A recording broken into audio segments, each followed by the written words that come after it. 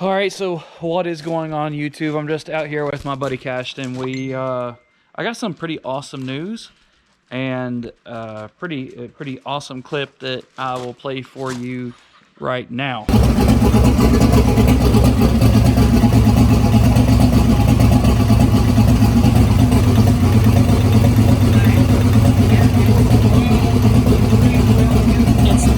It's E85, so it's going to run a little richer.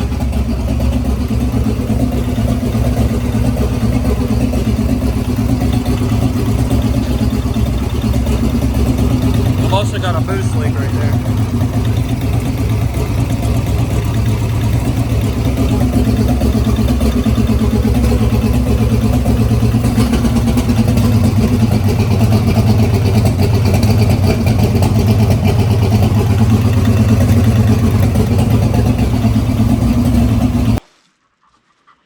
So we did get the car fired up last night, the Zephyr.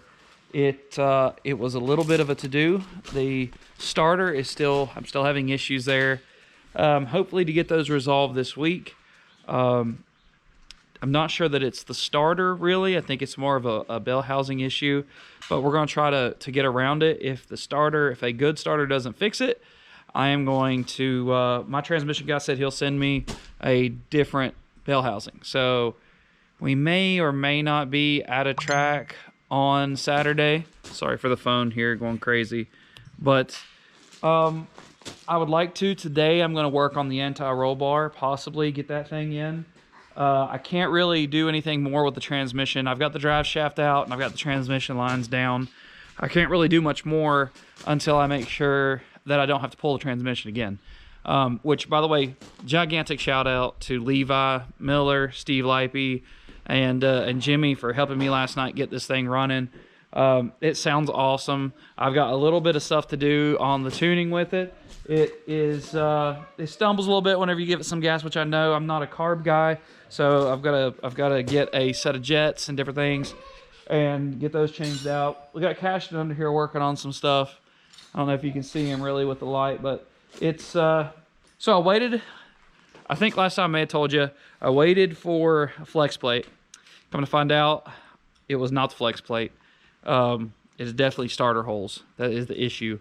Bought a new block plate that had a 157 and 154 tooth slots for the starter, and neither one fit. Neither one. And I'll throw up some pictures. If I can remember to edit this right, I'll put up some pictures of that and show you exactly what it was doing. Talked to a bunch of people. Nobody ever seen it really be that bad. It's almost like this bell housing, they either filled and drilled new holes for like a specific starter or a specific engagement. I don't know exactly, but we're going to try to I'm going to get a nice Power Master starter and hopefully have it on by Tuesday and get it going. That's the plan. I mean, it started, it idles fine. It sounds really good. We got a couple little things. I've got a coolant leak on one of the plugs. The water pump is still leaking on me, so I'm gonna try a couple of things to get it to quit. If not, may see if I can send that back or they can give me a replacement. It is brand new. All that stuff is brand new. So let's see what else. I gotta get just little stuff. Harness, bleed the brakes. The head issue, the head issue that I thought I had, not existent. I don't know exactly. I've heard that with MLS head gaskets, you got to get a little bit of heat on them anyways, and sometimes it can just be on the outer edge. It's not really an issue. We'll see. Other than that, yeah. I mean, I got to put the exhaust trim ring on, make it a little prettier. One of my customers and friends, Freddie Williams, got me one of those, which I really appreciate him sending that to me. I'm going to see if it'll fit, if it do what I want it to. So, yeah, it's coming along. Last night, I know that the guys who were with me, they knew that I needed to hear it start up, because after we sat there and put the transmission up with the other block plate and it not working, I was pretty down about it. It sucked pretty hard, and especially because I had already told Jimmy last week after I think I made the video, I was like, I'm so scared to spend this money because I'm afraid I'm spending it for nothing and it's not going to be right. And I was correct. I spent like 160 bucks for nothing. Nothing. So if anybody needs a 157 tooth SFI internally balanced flex plate, let me know. I will sell it at a great price. It is brand new, just bolted on. That was it. And if anybody needs a 157 or 164 tooth block plate, if you want it, I'll sell it to you. I mean, I can probably keep the one that I've got. Right now, I've just got the old one that I got from Bobby Swick, just around, and I cut the starter and sort of just made it into like a shim. And so that's what I did. So we'll take a look. I can show you things that we got going on. I mean, it's nothing has changed. It's pretty basic. I've got to route my lines for the map sensor here and some things like that. Other than, you know, it's it is what it is. Probably won't have scramble set up for a while, but I gotta clean this thing out. You really gotta clean the garage out. But I mean, I'm pretty pumped about it. It's done so well. I'm gonna put this thing on trickle charge though. I forgot about that. Stick it on a trickle charge here. Yeah, let's see here. Okay, there we go. So also a couple things that I need to get done. This is for the parachute that I need to install, and I don't know if I have good enough light. Let's see if I do. Oh boy. Kashi, what are you doing, buddy? What are we doing down here? What are you doing? Did you put the drive shaft in there? I don't think you did. So I think we still have a couple small leaks. Nothing big. Did have a transmission. See, I can't even put this bracketry up. Nothing like that just yet. What are you doing? You better not actually loosen anything, okay? Don't actually loosen anything. I don't care if you're playing, but I'm doing fixing this. Gotcha. Just scratching my K member up. Yes, nice.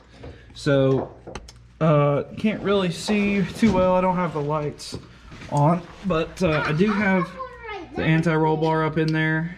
Have one like up there sitting. Do you? Yes. Awesome. So we are going to actually try to do the anti-roll bar today. At least get it tacked in and welded. Nice, eh? And so, yeah. Oh boy. Yeah. Let's get that thing tacked up in there and get some light down here so we can do it real good, and we will be good to go. You already have a light. All right, so got under here, got to thinking about something. Got to measuring because I haven't centered the rear end yet, and so I don't have a plumb bob. I've never done this before, so I'm going to go to the store, go get a plumb bob, see if I can maybe, see if I can get some somewhere with this thing, and yeah, So now comes the fun part of trying to get this thing centered. As you can see, it's relatively close. I think at least side to side. I think I may be off a little bit on the front to back, maybe. But I need to measure it, and that way we'll know 100%. So that's what I'm gonna do. I'm gonna get the stuff, and then I'll be good to go. All right, so got a little bit of stuff done. One boost line ran, and just a couple little things. No, two boost lines. I fixed the boost line over here, had it zip tied. Got it zip tied in through this area and up to here. That's the one that goes all the way to the back there for the pump, which I've got to order some bigger fuses and pray that that works with this pump, where I'm going to have to scrap this deal. All right, so big thing that I got done is I got the anti-roll bar in here and tacked up. Let's see if I can get in here and show you. Can we see it? Is it up there? Yeah, there it is. You actually can see it really well with this thing. So we're up in there where we need to be. So it is tacked. It is not pretty. I absolutely hate MIG welding, but I'm gonna have to probably set up the what is it, like, instead of the foot pedal, it uses the finger, like the trigger for the TIG. I like TIG welding so much more than MIG welding, like so much. So rear end is not centered. I'm sure that it's not. We really just eyeballed it to get it where it needs to be. So I am going to weld the main bar up in there. It's level, it's even, it's got good play in it. Like, it's great. It's not bound up. But I'm not going to weld the tabs on the rear end until we get it centered. I'm sure that there's enough play in like the links that they give on these things, but I would much rather just, you know, I would much rather it be like 100% rather than me questioning it all the time. Plus it just needs to be, it needs that. And I don't know. I'm gonna try and see if I want to take this in.